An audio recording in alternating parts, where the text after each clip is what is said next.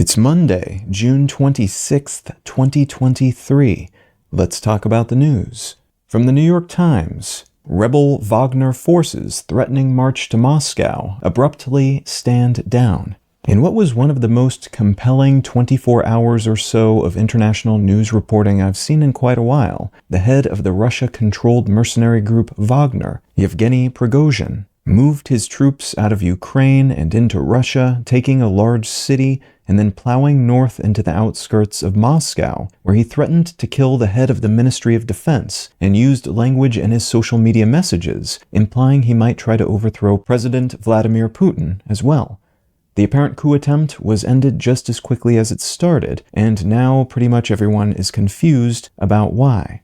There's a lot to this story, but in essence, Prigozhin is a longtime ally of Putin's. He controls a tens of thousands of troops large mercenary force that's been responsible for some of Russia's only recent victories in Ukraine. He's been at odds with the leader of the Ministry of Defense for a long while, possibly as part of a strategy by Putin to keep his people at each other's throats so they can never unify against him. And that at-odds relationship erupted into violence a few days ago when Prigozhin claimed that the Ministry of Defense official launched missiles at the Wagner force, killing lots of mercenaries. Those mercenaries then, without bloodshed, took a city containing one of the main operational offices for the invasion of Ukraine, before marching toward Moscow, shooting down some Russian military aircraft along the way, where the city seemed to be preparing for a siege. That siege seemed to be stopped by a conversation with the leader of neighboring Belarus, though, who apparently convinced Prigozhin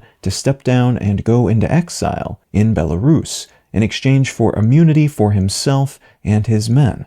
Analysts and experts are scrambling to figure out why all this went down as it did, but the widespread suspicion is that there is a lot to this story that hasn't yet been divulged publicly.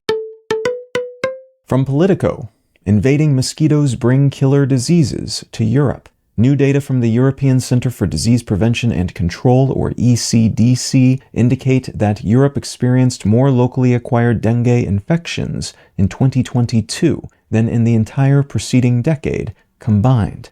The ECDC attributes this surge to climate change, migration, and land use changes that stoke mosquito population numbers and increase their operational range across the continent. The head of the ECDC also warned that other mosquito-borne illnesses, like malaria and West Nile, could soon spread across Europe if preventative measures, like insecticide spraying and the draining of swamps, are not taken. And from BBC News, Greek conservatives win clear majority. Exit polls suggest that Greek conservative leader Kyriakos Mitsotakis will win a second term as prime minister, and his party, the New Democracy Party, will win somewhere between 39% to 42% of the vote, netting them a majority. The New Democracy Party's main rival, the center-left Syriza Party, is only expected to get somewhere between 16% and 19% of the vote. And though there were some concerns from conservatives that turnout would suffer in the wake of a migrant boat tragedy that is thought to have claimed the lives of around 500 people when their vessel sank off the coast of Greece less than 2 weeks before the election, analysts are saying economic concerns seem to have won out over migrant-related humanitarian concerns, at least for the time being. If you're finding some value in One Sentence News, consider leaving a quick review wherever you get your podcasts and/or sharing the show with a friend. You can find out more about this show or subscribe to the email version at onesentencenews.com, and you can support this and other related projects like the Let's Know Things and Brain Lenses podcasts at understandery.com.